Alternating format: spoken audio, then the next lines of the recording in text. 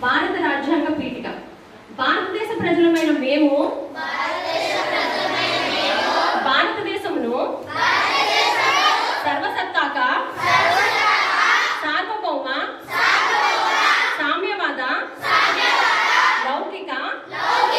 ప్రజాస్వామ్య గణతంత్ర రాజ్యంగా నెలకొల్పుటకు పౌరులందరికీ సామాజిక ఆర్థిక రాజకీయ న్యాయాన్ని భావము భావ ప్రకటన విశ్వాసము ధర్మము ఆరాధనలతో కూడిన స్వేచ్ఛ స్వాతంత్రాలను అంతస్తులోను అవకాశములోను సమానత్వమును చేకూర్చుటకు అందరిలో వ్యక్తి గౌరవాన్ని దేశ సమగ్రతను